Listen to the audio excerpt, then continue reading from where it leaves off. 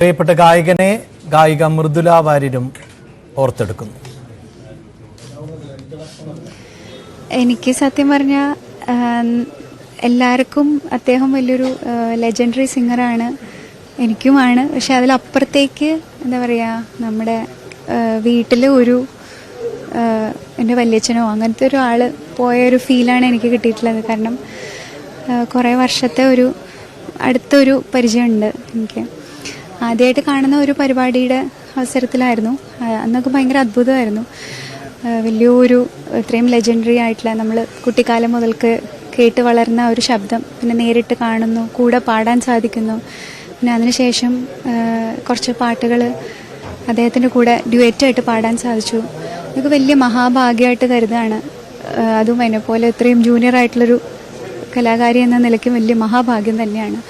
പിന്നീട് അതിന് ശേഷം ഒത്തിരി വേദികളിൽ അദ്ദേഹത്തോടൊപ്പം വേദി പങ്കിടാൻ സാധിച്ചു. പിന്നെ നല്ലൊരു അടുപ്പം നിലനിർത്താൻ സാധിച്ചു. പിന്നെ ഏറ്റവും അത്ഭുതമുള്ള കാര്യം എന്താ വെച്ചാൽ അദ്ദേഹത്തിൻ്റെ അടുത്ത് ഇടപഴകിയിട്ടുള്ള ആൾക്കാർക്ക് മാത്രമേ അത് മനസ്സിലാവുള്ളൂ. എല്ലാവരും ദൂരെ നിന്ന് നോക്കുന്ന സമയത്ത് അങ്ങനെ ഒരു ക്യാരക്ടറാണെന്നൊക്കെ വിചാരിക്കും. പക്ഷെ അടുത്ത് ഇടപഴകിയിട്ടുള്ള ആളുകൾക്ക് മാത്രമേ മനസ്സിലാവുള്ളൂ ഇത്രയും ശുദ്ധനായിട്ടുള്ളൊരു മനുഷ്യനാണ്. നല്ല ഉള്ള് ഭയങ്കര ശുദ്ധിയോടെ സൂക്ഷിക്കുന്ന ആളുകൾ വളരെ കുറവാണല്ലോ. അങ്ങനത്തെ ഒരു വ്യക്തിയായിരുന്നു അദ്ദേഹം. അപ്പോൾ ഇത്രയും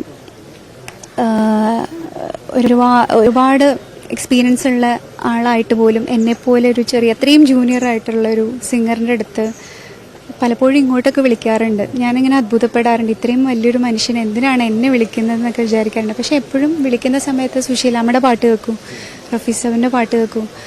ഇത് മാത്രമാണ് എപ്പോഴും പറയാറുള്ളത്. അദ്ദേഹത്തിൻ്റെ പാട്ടുകളെക്കാട്ടും കൂടുതൽ സുശീലാമ്മയുടെയും റഫീ സാബിൻ്റെയും പാട്ടുകൾ സ്നേഹിച്ചിരുന്നൊരു വ്യക്തിയാണ്. ഇത്രയും സിമ്പിളായിട്ടുള്ള വ്യക്തി എന്നാണ് എനിക്ക് പേഴ്സണലി മനസ്സിലായിട്ടുള്ളത് അദ്ദേഹത്തെ പറ്റി.